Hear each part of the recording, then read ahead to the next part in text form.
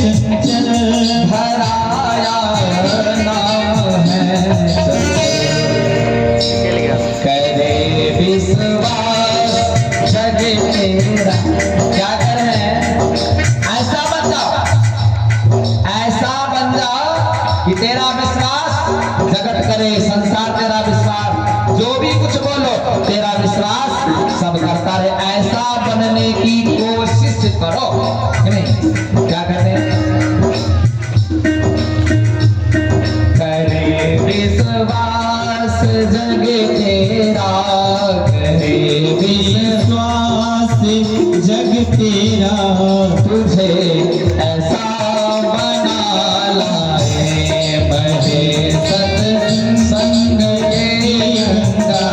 हरे मन चले नहाए बड़े सत्संग की गंगा, हरे मन चल नहाए वही संग की गंगा, हरे चले नहाए।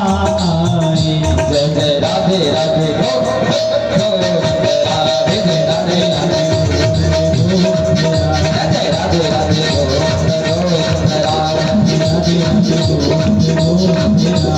गोविंद राधे राधे गोपाल राधे, गोविंद राधे राधे गोपाल राधे, गोविंद राधे राधे गोपाल राधे, गोविंद राधे राधे गोपाल राधे, गोविंद राधे गोपाल राधे, गोपाल राधे, गोविंद राधे जय राधे राधे गोविंद राधे राधे राधे गोविंद राधे। गोविंदा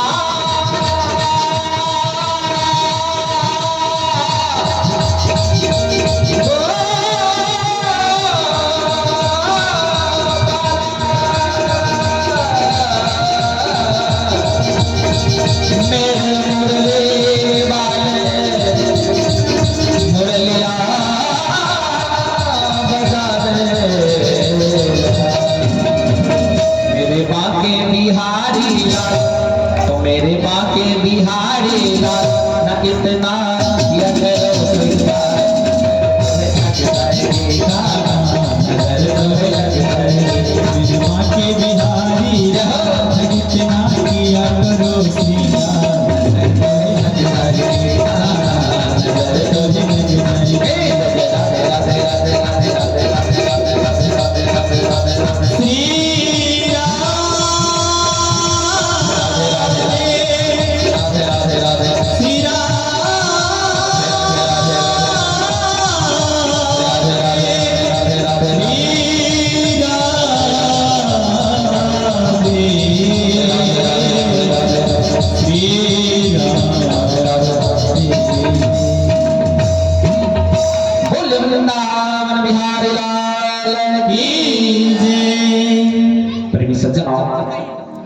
शांति का परिचय देंगे। कल के पूर्व प्रसंग में हम लोग श्रवण कर रहे थे, राजा परीक्षित को श्राप लगा। राजा परीक्षित के श्राप को निवारण करने के लिए श्री सुखदेव जी महाराज पधारे।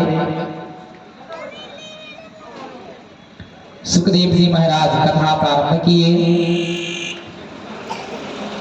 विदुर जी महाराज आगे चल के एक अध्याय में विदुर जी महाराज प्रश्न करते हैं मैत्री जी से। मैत्री जी द्वारा सृष्टि क्रम का वर्णन, इनकी कथा से प्रारंभ करते हैं। विदुर जी महाराज कहते हैं कि एक बार मुझसे भूल हो गई तो मुझे देवता से मनुष्य बनना पड़ा। विदुर जी महाराज पहले देवता थे, क्षणिक भूल के कारण देवता से मनुष्य बनना पड़ा। प्रेमी सज्जनों, अगर कहते हैं देवता से मनुष्य बनना पड़ा, और अगर अब भी मैं, विदुर जी महाराज क्या कहते हैं कि अगर अब भी मैं असावधान रहा तो मुझे मनुष्य से क्या बनना पड़ेगा? क्या बनना पड़ेगा? मनुष्य से पशु बनना पड़ेगा। हाँ? देवता से खराब काम किया जरा सा, देवता विदुर जी महाराज पहले देवता थे, जरा सा खराब काम हो गया तो मनुष्य बनना पड़ा। अगर मनुष्य में भी सब दिन खराबे काम करते रहेंगे, गलत काम करेंगे, तो क्या बनना पड़ेगा? पशु बनना पड़ेगा, जानवर बनना पड़ेगा। हाँ प्रेमी सज्जनों, फिर इसके बाद मैत्रेय जी ने विदुर जी महाराज से अनेक प्रश्न पूछे। भगवान अकर्ता है, फिर भी कल्प के आरंभ में इस सृष्टि की रचना उन्होंने कैसे की? संसार में सभी लोग सुख के लिए प्रयत्न करते हैं, फिर भी ना तो उनका दुख दूर होता है और ना उन्हें सुख मिलता है, ऐसा क्यों? इन प्रश्नों का उत्तर मिले ऐसी कथा कीजिए और भगवान की लीलाओं का वर्णन कीजिए। मैत्रेय जी महाराज ने कहते हैं कि सृष्टि की उत्पत्ति की कथा भागवत में बार बार आती है। तात्विक दृष्टि से जगत मिथ्या है, अतः साधुओं ने उसका अधिक विचार नहीं किया, किंतु सृष्टि के कर्ता का बार बार विचार किया है। परमात्मा को माया का स्पर्श हुआ तो उन्हें संकल्प किया कि मैं एक से अनेक बनो। क्या? एको हम बहु श्याम, एक से अनेक बनो। सज्जनों, पुरुष में से प्रकृति, प्रकृति में से महत्व तत्व, महत्व तत्व में से अहंकार उत्पन्न हुआ है। अहंकार के 4 प्रकार है, ध्यान देंगे। अहंकार के 4 प्रकार है। फिर पंचत मात्रा से पंच महाभूतों की उत्पत्ति हुई, किंतु ये तत्व स्वयं कुछ भी क्रिया नहीं कर सकते थे, अतः ईश्वर ने हर एक वस्तु में प्रवेश किया। छित जल पावक गगन समीरा, 5 तत्व इकट्ठा हुआ, सिर्फ शरीर बना, शरीर बन करके रह गया। वह शरीर कोई काम का नहीं था, तो भगवान ने प्रत्येक कण में, प्रत्येक तत्व में प्रवेश करते हैं तो वह शरीर काम करने लगा कि नहीं? हाथ चलने लगा, सांस चलने लगा, आंख से दिखने लगे, पांव चलने लगा, हाँ सब काम, सारे अंग काम करने लगा। भगवान जो उस तत्व से निकल जाते हैं तो शरीर कोई काम का नहीं। बोले बांके बिहारी लाल की। प्रेमी सज्जनों, ब्रह्मा जी को डर लगा, ब्रह्मा जी को डर लगा कि संसार में आने पर इंद्रियां कहीं गलत रास्ता पर नहीं चली जाए। ब्रह्मा जी ने सृष्टि का निर्माण किया, काम को जन्म दिया। काम ने प्रथम पिता को मोहित किया। प्रथम हुए का स्वयंभू मनो और शत्रुपा रानी हुए। उस समय जब स्वयंभू मनो और शत्रुपा रानी को भगवान ब्रह्मा जी ने प्रकट करते हैं, उस समय पृथ्वी रसातल में डूबी हुई थी। ब्रह्मा जी ने सोचा कि प्रजा की रचना करूं, किंतु उसे बसाऊंगा कहां पर? पृथ्वी तो है नहीं, रसातल में डूबा हुआ है। अतः नासिका से, ब्रह्मा जी ने नासिका से वराह भगवान को प्रकट किए। बोले वराह भगवान की। उन्होंने पृथ्वी को पानी से बाहर निकाला, वराह भगवान, और रास्ते में हिरण्याक्ष को मारा। हिरण्याक्ष ने पृथ्वी को रसातल में डुबा दिया था, तो रास्ते में हिरण्याक्ष को से वध करते हैं मारा भगवान। हिरण्याक्ष को मार दिया और पृथ्वी का शासन, पृथ्वी का राज किसे सौंप दिया? मनु महाराज को दे दिया। मनु महाराज के हाथ में सौंप करके भगवान स्वधाम लौट गए। विदुर जी महाराज ने कहा कि आपने तो बहुत संक्षिप्त में कथा सुनाई, इस कथा का रहस्य क्या है? वह हिरण्याक्ष कौन था? रसातल में पृथ्वी क्यों डूबी? वाराह नारायण का चरित्र मुझे सुनाइए। यह कथा मैत्रेय जी ने विदुर जी को सुनाई थी और सुखदेव जी महाराज ने राजा परीक्षित को सुना रहे हैं। प्रेमी सज्जनों, कश्यप कश्यप ऋषि और दीति की कथा है। दीति, ध्यान देंगे, दीति कश्यप ऋषि की धर्म पत्नी थी। एक दिन शाम के समय में दीति श्रृंगार करके पति के पास आई, अपने पति के पास कश्यप ऋषि के पास आई, श्रृंगार करके दीति और काम सुख का उपभोग करने की इच्छा प्रकट की, क्योंकि वह कामातुर हो गई थी दीति। कश्यप ऋषि ने कहा कि देवी, यह समय सायं काल का है, अतः काम सुख के लिए अच्छा नहीं है। इस समय कामाधीन होना ठीक नहीं है, क्योंकि इस समय संध्या का वेला है। जाओ घर में जाकर के दीपक जलाओ, दिए जलाओ। शास्त्र में कहा गया है कि सौभाग्यवती स्त्री में लक्ष्मी का अंश है। सायंकाल के समय लक्ष्मी नारायण घर आते हैं। उस समय अगर घर बंद होगा तो लक्ष्मी जी जय श्री कृष्ण कहती हुई वापस चली जाएगी। प्रेमी सज्जनों, आजकल के तथा कथित सुधरे हुए लोग, आजकल के सुधरे हुए लोग जो है, सुधरे हुए लोग खास करके शाम के समय में, ध्यान देंगे, शाम के समय में घर में ताला बंद करके घूमने के लिए बाहर निकलते हैं। शाम के समय में घर में ताला बंद करके घूमने बाहर निकलते हैं। प्रेमी सज्जनों, घूमने जाना है तो जाओ, हम मना नहीं कर रहे। घूमने जाना है, जितना घूमना है तो घूमो, लेकिन शाम के समय से पहले, सूर्यास्त से पहले घर आ जाओ।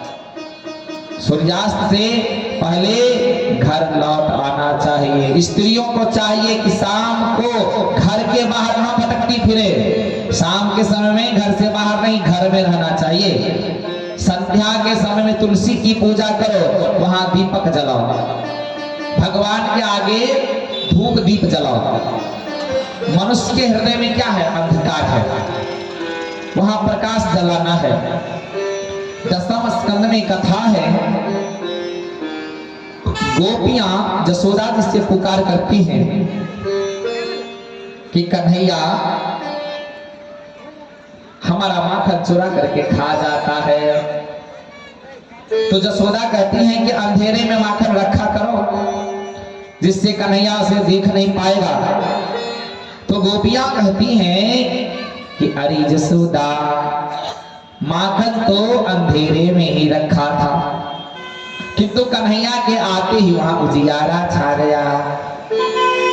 प्रेम सज्जनों, ईश्वर पर प्रकाशी नहीं है, पर मतलब दूसरा होता है। ईश्वर भगवान जो है दूसरे के रोशनी से नहीं देखता है, वे स्वयं प्रकाशी हैं। हाँ, भगवान जहां जाते हैं वहां स्वयं प्रकाश फैल जाता है। परमात्मा को दीपक की आवश्यकता नहीं है, दिए की जरूरत मानव को है, लाइट की जरूरत मानव को है।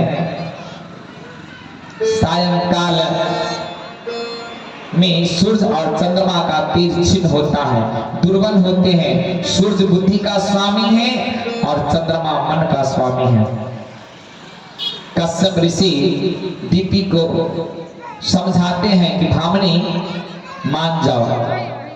भगवान शंकर इस समय जीव मात्र को निहारने के लिए भ्रमण करते हैं, अतः इस समय स्त्री संग करने से शंकर भगवान का अपमान होगा और अपमान के कारण अनर्थ हो जाएगा। शंकर भगवान देख लेंगे तो दंड लेंगे। प्रेमी सज्जनों, दीति ने कश्यप की बात नहीं मानी और कश्यप भी दीति के दुराग्रह के आगे झुक गए। अंत में दीति को अपनी गलती का ध्यान हुआ, वह पछताई। उसने कश्यप जी की पूजा की और भगवान शिव से क्षमा याचना करते हैं। कश्यप ऋषि ने कहा कि तुम्हारे गर्भ से 2 राक्षस उत्पन्न होंगे। दो राक्षस उत्पन्न होंगे। प्रेम सज्जनों, पति और पत्नी उचित समय का पालन अगर नहीं करे तो उनसे पापी प्रजा की उत्पत्ति होता है। पवित्र दिवस क्या? जैसे दोनों पक्ष, कृष्ण पक्ष और शुक्ल पक्ष होता है, दो पक्ष होता है। दोनों पक्षों की द्वितीया तिथि, पंचमी तिथि, अष्टमी तिथि, एकादशी तिथि, चतुर्दशी, पूर्णिमा, अमावस्या तथा जिस दिन व्रत हो, पूजा पाठ हो, कथा पुराण हो, उस दिन ब्रह्मचर्य का पालन करना चाहिए पति पत्नी को। लोग कहते हैं कि काल बिगड़ गया है, काल बिगड़ गया है इसलिए पापी प्रजा उत्पन्न हो रहे हैं। वैसे तो काल कुछ न कुछ तो जरूर बिगड़ा हुआ है, लेकिन लोगों का दिल जो है ना ज्यादा बिगड़ गया है, दिल ज्यादा बिगड़ गया है। एकादशी, पूर्णिमा या पवित्र दिनों का विचार किए बिना वे कामांध हो जाते हैं, अतः पापी प्रजा उत्पन्न हो रहे हैं। काम को हृदय में प्रवेश करने का अवसर नहीं दिया जाए। एक बार काम का हृदय में प्रवेश हो गया, सयानापन निरर्थक हो जाता है। दीति ने भी कामांध होने के कारण ही सयानापन गवा दिया। प्रेमी सज्जनों, शाम के समय में 4 काम नहीं करना चाहिए। क्या नहीं करना चाहिए पता है? नहीं पता है? शाम के समय में 4 काम नहीं करना चाहिए। क्या क्या नहीं करना चाहिए? तो पहले शाम के समय में क्या नहीं करना चाहिए? हा? शाम के समय क्या नहीं करना चाहिए? भोजन नहीं करना चाहिए।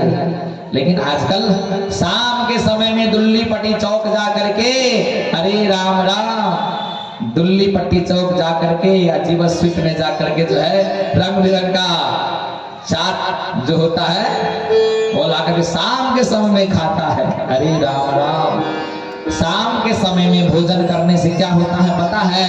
अनेक प्रकार की बीमारी उत्पन्न होता है। क्या? शांति से माता जी, अरे मेरी मैया, अरे सुनो, शांति से बैठ जाओ। अरे मैया सुनो, शांति से बैठ जाओ, जहां जगह मिलता है बैठ जाओ। गप करना बाद में, घर पर गप करना। कथा में जो गप करता है उसके यहाँ सदा गप्पी महाराज आ जाते हैं, इसलिए कल्याण नहीं होता। इसलिए हाँ, शांति से बैठ जाओ।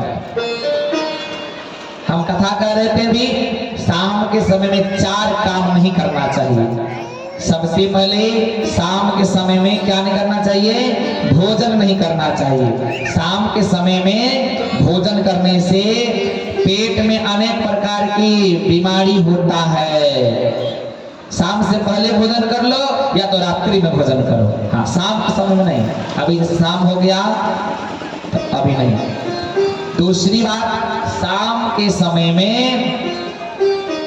क्या? सोना नहीं चाहिए। शाम के समय में सोना नहीं चाहिए। शाम के समय में सोने से क्या होता है? आयु कम होता है। आपका उम्र 100 वर्ष का होगा तो 70 वर्ष में गोविंदाय नमो नमः। इसीलिए शाम के समय में सोना नहीं चाहिए। शाम के समय में सोना नहीं चाहिए। बोले वृंदावन बिहारी लाल की।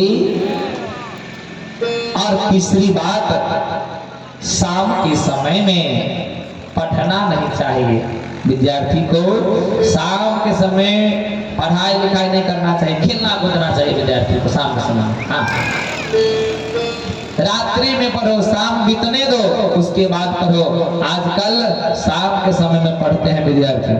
मास्टर साहब भी साझे में आते पढ़ाने के लिए, होम टीचर है नहीं।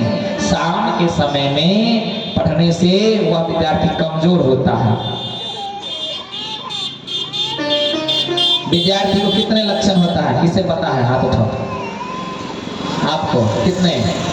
5। आप लोगों ने मालूम है? मालूम है 5। कौन कौन? हाँ हाँ हाँ, वेरी गुड। विद्यार्थी का 5 लक्षण है। काकचेष्टा, बकोध्यानम, स्वामिंद्रा, अल्पहारी, गृह त्याग। आजकल के विद्यार्थी में 100 में 1 ऐसा करता होगा, लेकिन 99 गो फेल है। काकचेष्टा मतलब क्या? कौवा जैसी चेष्टा रहना चाहिए। कौआ 4 बजे सुबह में उठ जाते हैं, तुम कितने बजे उठते हो? 8 बजे। कि नहीं? कोचिंग का समय है, स्कूल का समय है 8:30 बजे, तो 8 बजे उठोगे सो करके, तो ये फेल हो गया तुम्हारा ये वचन। काकष्टावको ध्यानम, बगुला, बगुला जैसे पानी में मछली के तरफ नजर गिराए रखा रहता है, उसी तरह विद्यार्थी को पुस्तक की तरफ, पुस्तक से दोस्ती करना चाहिए, किताब से दोस्ती करना चाहिए कि नहीं? और किसी से नहीं। और किसी से दोस्ती करोगे काम नहीं देगा, लेकिन पुस्तक काम देगा।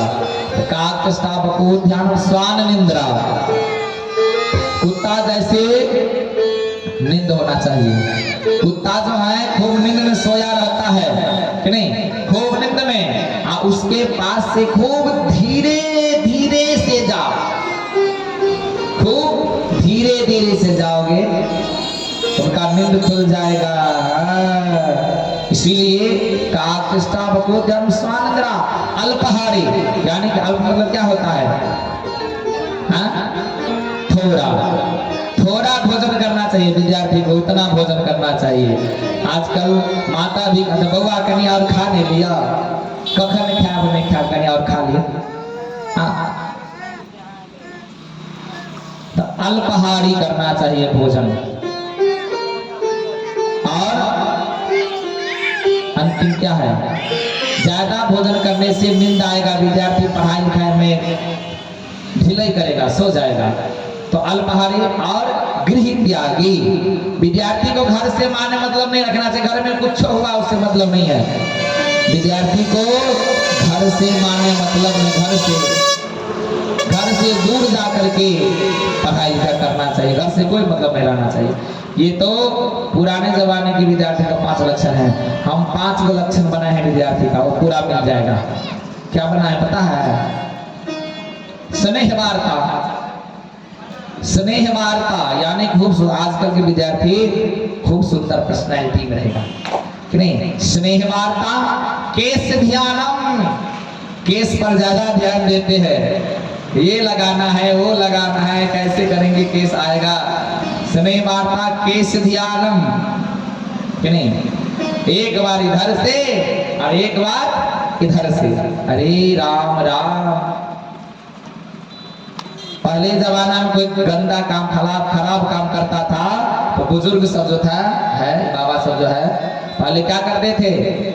क्या पंडित जी, पहले क्या होता था? चितर भीतर से केस इधर उधर से काट दे करके, कलखार का लगा करके उसको गधा पर चढ़ा करके चौक पर घुमाते थे ढोल बजाते हुए। लेकिन आज ये क्या हो गया? कट हो गया। अरे राम, ये डिजाइन हो गया। पहले जमाना का अब ये डिजाइन हो गया। तो स्नेह वार्ता केस ध्यानम दिनेंद्रा, विद्यार्थी जो है दिन में खूब सोएगा और रात में क्या करेगा? मोबाइल चलाएगा। दिन में सोएगा, रात में मोबाइल चलाएगा। अरे राम राम। तो दिनेंद्रा चाटकारी, घर में जो कुछ मिलेगा वो नहीं खाएगा, वो अच्छा नहीं है, चौक चौराहा का भोजन करेगा, जो खराबी करेगा वही। चाटकारी और भ्रमणकारी, मोटरसाइकिल मिलेगा तब पढ़ने के लिए जाएंगे, भ्रमणकारी घूमने में ज्यादा आनंद आएगा। विद्यार्थी 5 लक्षणम, हम यही 5 लक्षण है वो पूरा मिल जाता है। बोल वृंदावन बिहारी लाल की जय, गोविंद जय जय, गोपाल जय जय, गोविंद जय जय, गोपाल जय जय, राधा रमन हरे गोविंद जय जय, राधा गोविंद जय जय, राधा रमन हरे गोविंद जय जय, राधा रमण हरि गोविंद जय। बोले राधा गोविंद भगवान की जय। प्रेमी सजनों, दीति नहीं माने, कश्यप भी दीति के आगे झुक गए। दीति गर्भवती हो गई और क्या 4 को काम नहीं हुआ था, 3 को बताए थे ना। शाम के समय में पढ़ना नहीं चाहिए और चौथा काम क्या है, शाम के समय में स्त्री पुरुष का संग नहीं करना चाहिए, स्त्री प्रसंग नहीं करना चाहिए। उससे क्या होता है, उससे जो बालक जन्म लेता है ना, वही बालक नालायक होता है, वही बालक राक्षस होता है, वही बेटा माता पिता को पीटता है, मारता है, खाने के लिए भी नहीं देता है। अरे राम राम। इसलिए शाम के समय में यह 4 काम भूल कर भी नहीं करना चाहिए और पर्वों के दिन नहीं करना चाहिए। दीति कश्यप ऋषि की बात नहीं मानी, दीति गर्भवती हो गई, शाम के समय में गलत काम किया, गर्भवती हो गई। उसने सोचा कि मेरे पुत्र देवताओं को कष्ट देंगे, अतः इनका जन्म शीघ्र नहीं हो। इस विचार से दीति ने 100 वर्ष तक, कितने, 9 महीना नहीं, 100 वर्ष तक गर्भ धारण किए रखा, 100 वर्ष तक गर्भ धारण किए रखा। सूर्य चंद्र का तेज छिन्न होने लगा, देवता घबराए, वे ब्रह्मा जी के पास आए और उनसे पूछा कि दीति के गर्भ में कौन है। उन्हें ब्रह्मा जी ने दीति के गर्भ में जो थे उनकी कथा सुनाई, उनकी कथा सुनाई। सजनों, ब्रह्मा जी बोले कि एक बार मेरे मानस पुत्र सनकादि ऋषि घूमते फूटे बैकुंठ में गए थे। प्रेमी सजनों, ब्रह्मा जी कथा सुना रहे हैं, सनकादि ऋषि सोच रहे हैं कि हमारी प्रशंसा तो बहुत की जा रही है, फिर तो हमें धाम के अंदर बुलाते नहीं है, हमें अभी तपस्या करने की आवश्यकता है, अभी तक हमारा क्रोध नष्ट नहीं हो पाया। वे ब्रह्मलोक में पधारे, जय विजय को सांत्वना देते हुए भगवान ने नारायण से कहा कि तुम्हारे 3 अवतार होंगे। जय विजय को क्या कहते हैं, तुम्हारे 3 अवतार होंगे। सनकादिकों के श्राप से जय और विजय क्रमशः हिरण्याक्ष और हिरण्याकश्यप के रूप में अवतरित हुए। प्रेम सजनों, सुखदेव जी महाराज वर्णन करते हैं, राजा परीक्षित से कथा सुना रहे हैं, कहते राजन, दीति के गर्भ में जय और विजय आए, 2 बालकों का जन्म हुआ, उनका नाम हिरण्याक्ष और हिरण्यकश्यप रखा गया। प्रेमी सजनों, और समय में किए गए काम भोग के कारण दीति कश्यप के यहाँ राक्षसों का जन्म हुआ। अतः काम के अधीन मत हो और एकादशी, द्वादशी, पूर्णिमा, अमावस्या, जन्म तिथि आदि दिवसों में ब्रह्मचर्य का पालन करना चाहिए। महाप्रभु जी ने इन चरित्र के अंत में कश्यप ऋषि के सिर पर 3 दोष आरोपित किए। क्या? कर्म त्याग, मौन त्याग और स्थान त्याग। हिरण्याक्ष और हिरण्याकश्यप रोज 4-4 हाथ बढ़ते थे, रोज 4-4 हाथ बढ़ते थे हिरण्याक्ष और हिरण्याकश्यप। प्रिय सज्जनों, यदि सचमुच ऐसा होने लगे तो माता पिता की दुर्गति की तुलना कौन कर सकता है।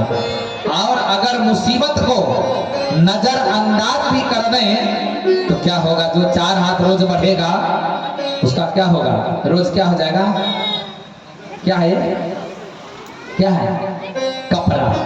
क्या हो जाएगा, जो 4 हाथ रोज बढ़ेगा उसका रोज कपड़ा छोटा हो जाएगा, नहीं, कपड़ा रोज छोटा हो जाएगा।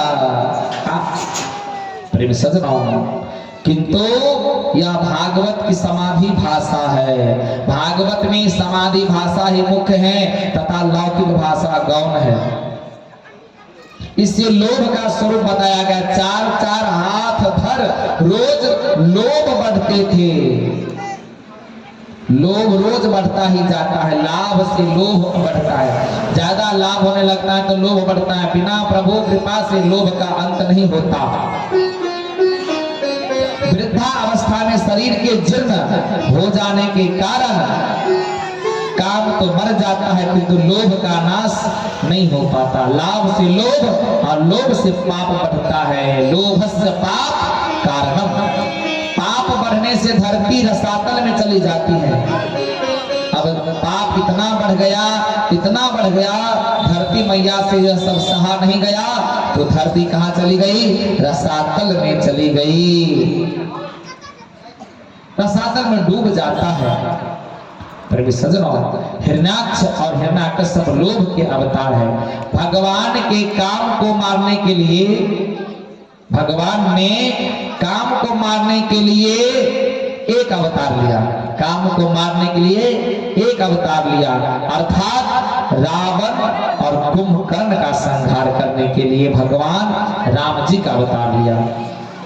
लेकिन क्रोध को मारने के लिए, शिशुपाल के वध के लिए एक कृष्णा अवतार लेना पड़ा। क्रोध है, काम और क्रोध को भगवान मारने के लिए एक एक अवतार लिए। रावण और कुंभकर्ण के पास क्या था? काम था कि नहीं? काम था, काम ही था, इसलिए काम को मारने के लिए भगवान राम जी मात्र एक अवतार लिए और दोनों को मार दिया। और क्रोध को मारने के लिए भगवान ने कृष्णा अवतार लिया, शिशुपाल को मारा। और लोभ को मारने के लिए, ध्यान देंगे, लोभ को मारने के लिए भगवान को 2 बार अवतार लेना पड़ा। लोभ को मारने के लिए एक नहीं 2 बार भगवान का अवतार लेना पड़ा। कब? 12 अवतार और नरसिंह अवतार। 12 अवतार में हिरण्याक्ष पर कृपा करते हैं और नरसिंह अवतार में हिरण्यकश्यप पर भगवान कृपा करते हैं। प्रेमी सज्जनों, काम क्रोध को मारने के लिए एक एक अवतार लेना पड़ा, किंतु लोभ को मारने के लिए 2, कितने? 2 अवतार लेने पड़े। यही बताता है कि लोभ को पराजित करना बड़ा दुष्कर है। बोल वृंदावन बिहारी लाल की। प्रेमी सज्जनों, समुद्र में डूबी हुई पृथ्वी को भगवान ने बाहर तो निकाला, किंतु उसे अपने पास नहीं रखा। उन्होंने पृथ्वी को मनु महाराज को, अर्थात मनुष्य को, मनु मतलब मनुष्य को सौंप दिया। जो कुछ अपने हाथ में आया दूसरे को देता गया, यही संतोष है। 12 भगवान जग के दृष्टांत रूप है। आगे चल करके प्रेम सज्जनों, हिरण्याक्ष की इच्छा हुई कि स्वर्ग में से संपत्ति ले आओ। दिन प्रतिदिन उसका लोभ बढ़ता जाता था। एक बार वह पाताल में गया, वहां उनसे वरुण से लड़ना चाहा, तो वरुण ने कहा कि मुझसे क्यों लड़ते हो, दोबारा नारायण से युद्ध कर। वरुण जी ने कहा कि हमसे युद्ध करने से क्या फायदा होगा, तू बहुत लड़ाकू है, दोबारा नारायण से युद्ध कर। हिरण्याक्ष ने 12 भगवान के पास आकर उनसे कहा कि तू सुगर जैसा दिखता है, तू सुगर जैसा दिखता है। तो 12 नारायण ने, 12 भगवान ने हिरण्याक्ष से कहा कि तू कुत्ता जैसा दिखता है। बात बढ़ गई। सभी ध्यान देंगे, सभी पापों का मूल क्या है? वाणी। बेगर मतलब का आपको हम गाली देंगे, बगैर प्रयोजन का गाली देंगे तो क्या आप हमें छोड़ दीजिएगा? छोड़िएगा? नहीं छोड़िएगा। आप भी जरूर कुछ न कुछ जवाब देंगे। और हम एक बार कहेंगे, आप 4 बार कहिएगा, फिर हम एक बार कहेंगे, फिर आप बढ़ाइएगा। क्या होगा? बाद में लड़ाई होगा कि नहीं? युद्ध होगा। प्रेमी सज्जनों, पहले मन के द्वारा उच्चारे जाने पर पाप होता था। मुष्टि प्रहार करके युद्ध प्रारंभ हो गया। मुष्टि प्रहार करके 12 भगवान ने हिरण्याक्ष का संहार किया और पृथ्वी का राज मनु महाराज को सौंप दिया। मनु महाराज से उन्होंने कहा कि धर्म से पृथ्वी का पालन करना। 12 भगवान जब पृथ्वी को मनु महाराज को सौंपते हैं और उस पृथ्वी पर खड़े होकर के, क्योंकि 12 भगवान जानवर के अवतार में थे, ऐसे शरीर भींगा हुआ था, रसातल से पृथ्वी को लाए थे कि नहीं? शरीर भींगा हुआ था तो ऐसे शरीर डोलाए। हम लोग भी स्नान करते थे, अपने शरीर को झाड़ते हैं कि नहीं झाड़ते हैं? तो 12 भगवान ने भी अपने शरीर को झाड़ते हैं। तो 12 भगवान के शरीर से रोम को, जिसे रुई केस कहते हैं, बाल कहते हैं, वह उसी पृथ्वी पर गिर जाते हैं। मनु महाराज कहते हैं, प्रभु आप जा रहे हैं? बारह भगवान ने कहा हम नहीं जा रहे हैं, हमारा पूरा कृपा है, आप धर्म से पृथ्वी का पालन करना, और जो मेरा यह रोमकूप इस पृथ्वी पर गिरा है वह मेरा अंश है, यही कुश बन करके जो है अवतार लेगा, और पूजा पाठ में कोई भी पूजा पाठ जग होगा तो बिना कुश का नहीं होगा। इसीलिए पंडित जी भी पूजा कराने के लिए आते हैं। अगर शालिग्राम भगवान नहीं रहता है तो कुश का भगवान बना करके और पूजा कराते हैं। बोल वृंदावन बिहारी लाल की। इस प्रकार परा भगवान ने फिर बद्री नारायण के स्वरूप में लीन हो गए। मनुष्य मात्र का धर्म है समाज को सुखी करना। यह आदर्श बारह भगवान ने अपने ही आचरण द्वारा मनुष्यों को सिखाया। लोभ को मारने के लिए बारह नारायण के चरणों के आश्रय लो। बारह भगवान के चरण संतोष के स्वरूप है। बोल वृंदावन बिहारी लाल की। दोनों हाथों से मधुर मधुर ताली बजाते हुए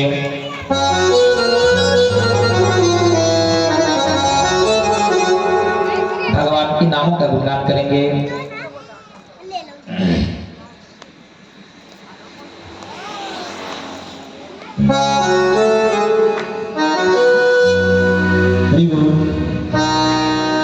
ऐसा क्या काम किया हमने तेरा,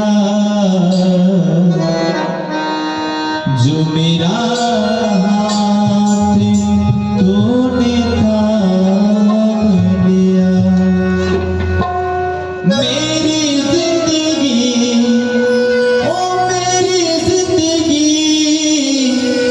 मेरी जिंदगी ये बदल दी तूने। क्या जरा सा मैंने तेरा नाम लिया। ऐसा क्या काम किया हमने तेरा, जो मेरा हाथ तूने थाम लिया। मेरी जिंदगी, मेरी जिंदगी ही बदलती तूने। या जरा सा मैंने तेरा नाम लिया। ऐसा क्या काम किया मैंने तेरा, जो मेरा हाथ तूने थाम लिया।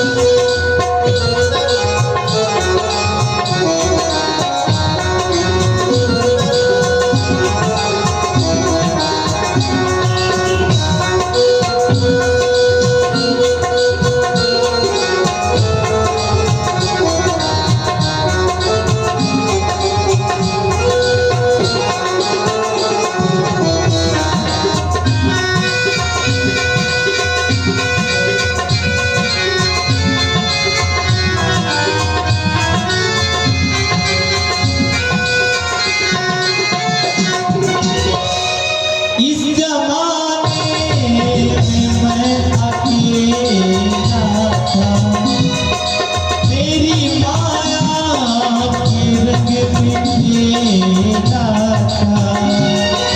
इस जमाने में मैं अकेला था, तेरी माया के रंग बिखेरा था। तेरी माया न सताए उसको, जिसको अपना कोई मान लिया। ऐसा क्या काम किया मैंने तेरा, जो मेरा हाथ तूने थाम लिया।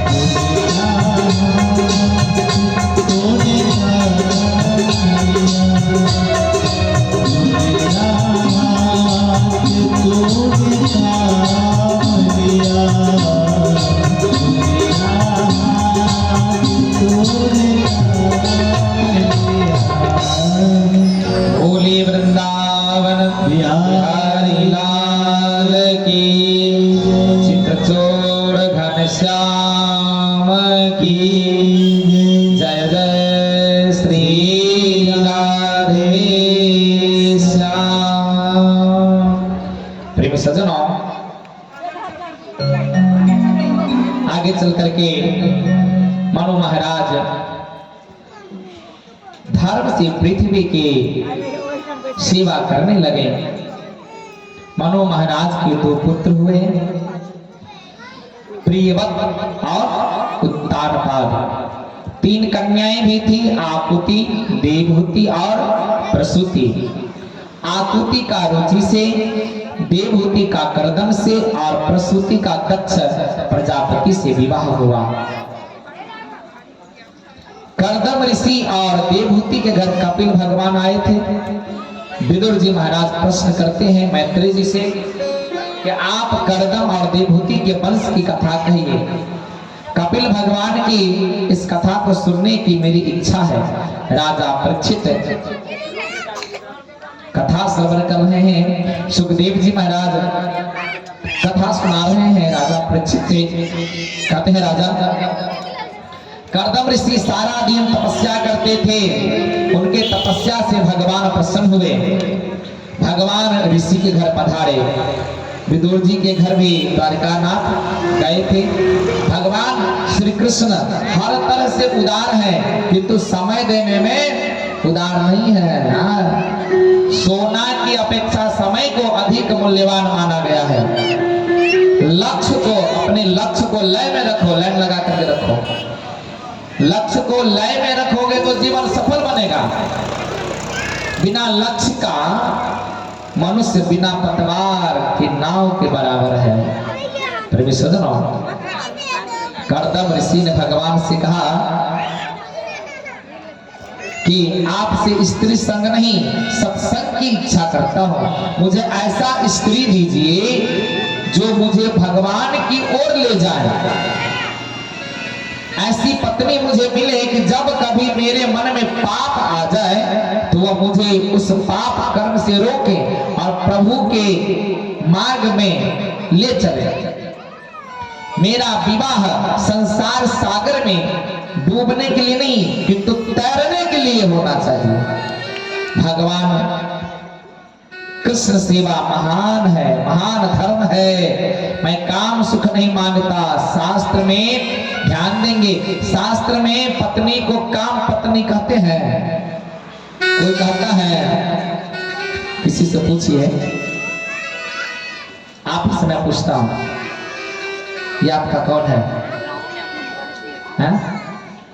स्त्री। और धर्म लाइन में से क्या कहेंगे आप? धर्म पत्नी कि नहीं? क्या कहेंगे? धर्म पत्नी कहेंगे कि काम पत्नी कहेंगे? धर्म पत्नी कहेंगे, क्योंकि शास्त्र में काम पत्नी का वर्णन नहीं दिया गया है, धर्म पत्नी का वर्णन दिया गया है। पत्नी धर्म के लिए होना चाहिए, पत्नी धर्म करने के लिए होना चाहिए, काम करने के लिए नहीं, काम वासना के लिए नहीं। प्रेमी सज्जनों, ध्यान देंगे, शास्त्र में पत्नी को काम पत्नी नहीं बल्कि धर्म पत्नी कहा गया है। ब्रह्मा जी ने विवाह करने के लिए मुझे आज्ञा दी है। मैं पत्नी नहीं, घर में सत्संग चाहता हूँ। कर्दम ऋषि क्या कहते हैं? मैं पत्नी नहीं, घर में सत्संग चाहता हूँ। स्त्री संग काम संग नहीं, सत्संग है। धर्म के आचरण के लिए पत्नी है। अकेला पुरुष या अकेली स्त्री धर्म मार्ग में आगे नहीं बढ़ सकता। जब तक दोनों पति पत्नी नहीं रहेंगे तब तक धर्म, कोई भी जग जात हो वो अगर पत्नी के नहीं हो सकता है। प्रेमी सज्जनों,